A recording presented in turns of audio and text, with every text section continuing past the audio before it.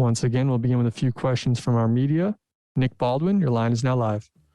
Hey, Patchy. I'm just wondering, first of all, how did you adjust to this new opponent, Albert Morales, after James fell out of the fight?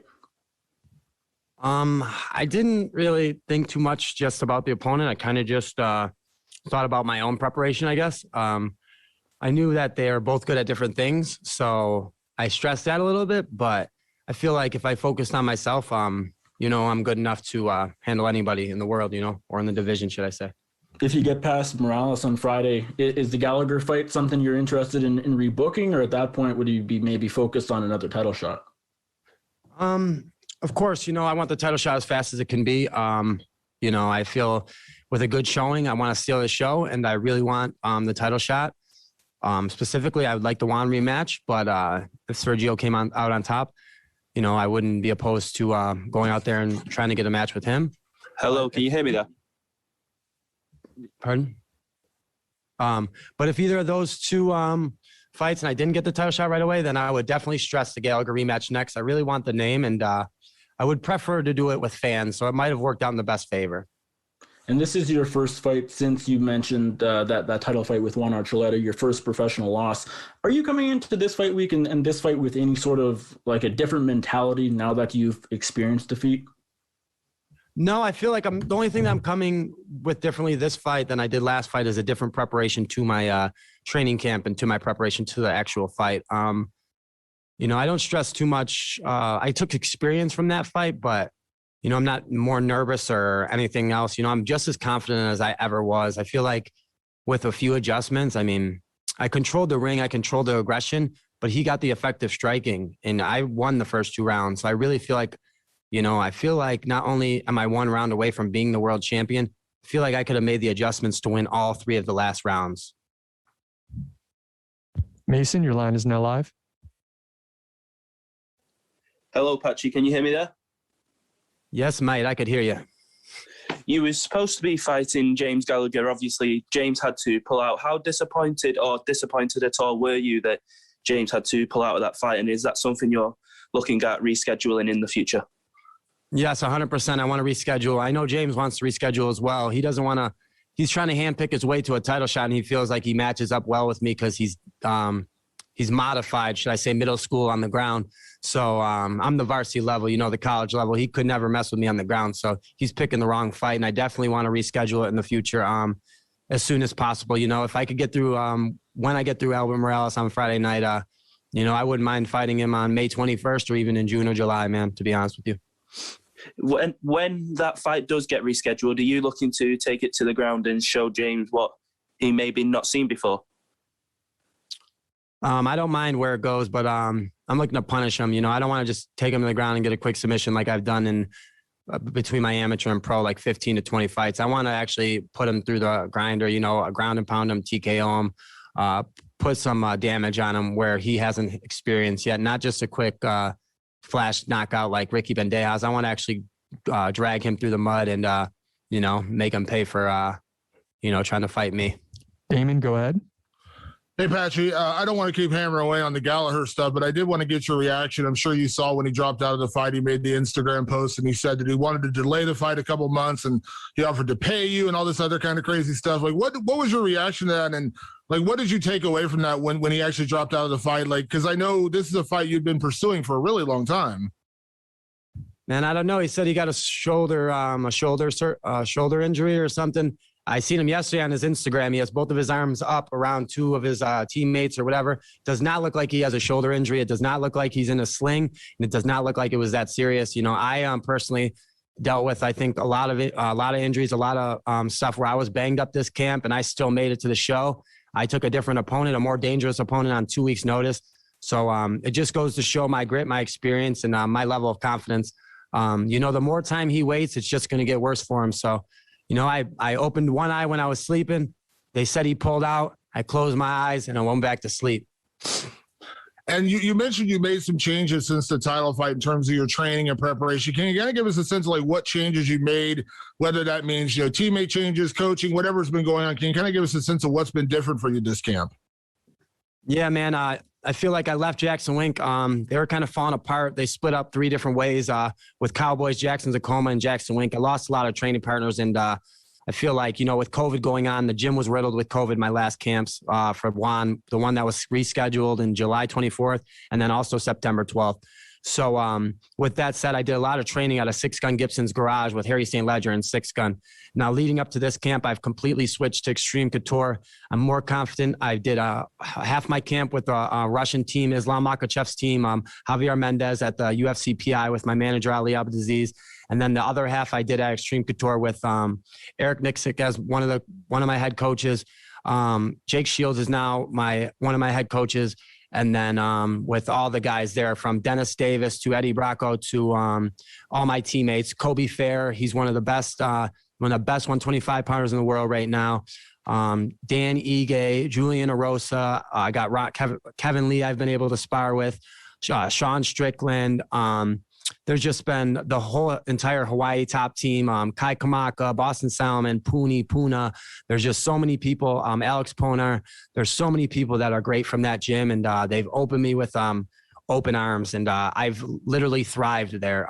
My level is, I think, 2 times more than I was at the title fight, and I'm confident to go out there and show the changes I've made and the experience I have now. Thanks, Patchy. No problem. Tony, your line is now live. Hi, Patchy. Hope you're well, and you don't mimic my accent as well. But you've just listed an absolute murderer's row of fighters and trainers there. Now, when you're actually making that selection to move across to Extreme Couture, what is the decision behind that? And was there any other gyms that were potentially on the cards for you to train at? No, the one thing I knew, I was going to leave Jackson Wink prior to my last fight, whether I had won or lost. It wasn't a decision to make when I had lost. I didn't lose and then say, hey, I'm bailing out on the gym. I actually had the decision to make it because of the preparation I knew I had going into my fight. And then the preparation I had going into the Yuki Matoya fight and also my previous fights as well. So I wanted to change to try to seek out the best version of myself. And that was it. So when I was coming to Vegas, my manager had called me and we looked at a few different spots. I feel like I talked to maybe King Mo at ATT. I thought about going to Florida. But when I found out that the Russian team was going to be in Vegas for all of March and halfway through April, I made sure that I called my manager and he put me on the mats right with Ali and right with Islam's team. I've been able to work with Umar, Usman, Islam. There's just Magomed's been on Tigers. Magomed's been on the mats. I mean, there's so many people that have been on the mats with me. So I've been able to take advantage of that. And I think that Las Vegas was the number one choice. And like I said, Eric Nixick got Coach of the Year last year, and so did Extreme Couture got Gym of the Year. So, I feel like I put myself in a position in a gym where I can really grow and strive. Gareth Davies. Good afternoon, Patchy from London. How are you doing? Good, man. Finally good to hear your voice, man. I've been looking forward to this. Oh, yeah. Well, I wanted to ask you, first of all, you talk fast, you act fast, you fight fast. You seem to have this ferocity inside you. Can you pin that down? And I know that you're married and have a daughter and you're a gentleman at home, but can you tell us where that ferocity inside you came from and when you first knew about it? I'm not married, but your girlfriend, sorry. Yeah. Yeah. She's just the mother of my child. We are still close, but yes. But my ferocity, man, I feel like it's just been ingrained in me from a young age. My mother adopted me and my 3 brothers and sisters, and I'm the youngest of the family. I've been a fighter since I've been a child. I was born at 1 pound, 8 ounces, man. I was in the hospital for, 6 to 8 weeks when I was born, man. I was a fighter when I came out. When I was a young kid, man, I was the youngest of the family, and we come up from nothing. We come up from, not a lot of money, living in, apartments and stuff like that. And, when there's times when, my mom, we needed to get milk and bread, I would go get milk and bread for the family. I'd find a way, I'd go play football for $20. I figured out for my family. So I've gotten to this point all the way through, wrestling at a young age. And then I went to wrestle in college and I turned it into fighting. I'm grateful for my coaches and the training partners that brought me into the gym at 14 years old, Dennis Brown and my coach Art, they brought me in. Mike told me they all brought me in at a young age, and I started this journey at 14 years old, and I said I wouldn't stop until I made it, until I could make my mom and pay all her bills and take care of her. And I've been able to do that since I've signed to Bellator. And now it's about getting the belt so I can set my mother up for the rest of her life and set my daughter up as well. That's very inspiring to hear. It really is. I mean, would it be fair to say then that wrestling, first of all, and MMA has kind of saved you in a way and given you an avenue for you to really express yourself? And that's why perhaps I'm seeing what I see in you and others see it as well. Yeah, once you get to know me, they understand, man, how much dedication and how much heart, I'm never a malicious guy. I'm one of the most soft-spoken and one of the most, down-to-earth people. I'm super humble, and that's why a lot of these coaches attract to me. I have no ego, and I try to help out other people as well. So I feel like, fighting and wrestling in general, my coach Billy Sills brought me in, Jim Michael. They brought me in at a young age, and they taught me about certain morals and certain codes I live by. So wrestling definitely saved me. It gave me my work ethic, and it taught me how to survive in my life. How to I didn't really know anything else, And now I've learned certain traits and qualities that I've been able to transpire into my other walks of life. But this is what I know how to do best, and it's either to work hard, and it's to fight, and it's to teach others how to also do the same. Well, I've no doubt you're going to be a world champion. I can't wait to see you in person. Hug it out with you, brother. Thank you, brother. I appreciate it, man. Always great to talk to you finally. Thank you. Dylan, go ahead. Hey there, Patchy. Appreciate you making some time. Anytime, man. I appreciate you guys. I was just kind of curious because earlier you were talking about the stylistic shift with facilitating taking on this new opponent here, but just them having a pretty prevalent resume. And as far as like having multiple UFC bouts, to their credit, was this an opponent you were already familiarized with in a sense? Like you'd already done a pseudo kind of tape study on him before this? I've known him. My buddies fought him. A few of the guys I know Brett Johns has fought him. I was scouting him when he got signed, so I might have watched their fights. I was a big fan of Thomas Almeida years ago. I watched their fight now, but I think I watched it live back then. I wasn't scouting him. He hadn't competed since November of 2019, and the guys he competed on the regional circuit, they weren't the best guys. So to be honest with you, where I was in my career at the top of the division, I was never looking back at fighting, let's say, where Albert is now. I was looking forward to possibly fighting anyone from the top 5, aside from maybe Magomed, because we train together and we have the same management, unless it was for the belt. So I didn't ever really scout him or look into it that deep. But now that I have, I feel, I've taken this big risk a lot in my career. I took this fight on 2 weeks' notice. I mean, like maybe a little over 2.5 weeks' notice. And, I knew he was a dangerous opponent, and I knew he's more dangerous than Gallagher with the way he fights.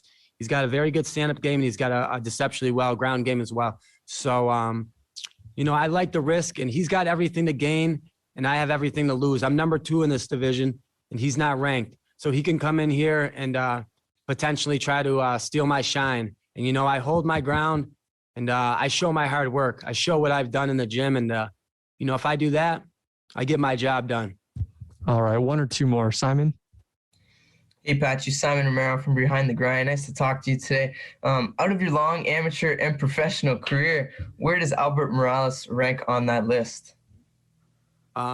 He's up there, man, and good talking to you, Simon. I come up on the regional circuit with you. I love to see you, man. I love seeing you making it to this stage, man. I know your brother. I know you from King of the Cage, so it's always great talking to you. And if I looked at him against my other previous opponents, he's just as dangerous as anyone I've fought. I feel like my level of competition is, I fought in just as hard guys. Just because he was in the UFC, I think he was 1-4-1 in the UFC doesn't make him any harder. I have multiple wins over guys in the UFC and also guys in Bellator Horizon, and I just fought the world champion to a fight of the year. So I feel like, he's maybe a little shades less than what I fought, and I think he's a little weathered in his career. But, I've seen other guys break him, and I've seen him in wars. So I'm going out there to try to put him on the back step, and I want to go out there and break him. All right, last one here. Kachi? Hey there, Patchy. I just wanted to know, because you're quite a tall guy for this weight class, and you are only 27. Is featherweight in your future? Is that something you thought about? Yes, for 100%, man. Featherweight will be in my future. Me and my coaches have talked about it. And first, I want to win this belt. First, I want to control my nutrition. I did some different things nutritionally this camp. I'm going to stick with my nutrition. I'm going to start working with some chefs and stuff. I'm going to stay at 35 for at least, I think, 3 to 5 more fights, 100%. I want to get this belt. I want to defend it. Now, that's not to say I can't stay down there for 10 more fights. I've been here my whole entire career. But we'll see, man. I feel like the way I'm growing, the way that I'm doing my rounds with Jake Shields, and I'm getting stronger, faster, eventually I will go up. And I feel like I could have the same success at that weight as I do at 135 as well. All right, Patchy, thanks for the time and good luck on Friday. Thank you, brother. I appreciate you.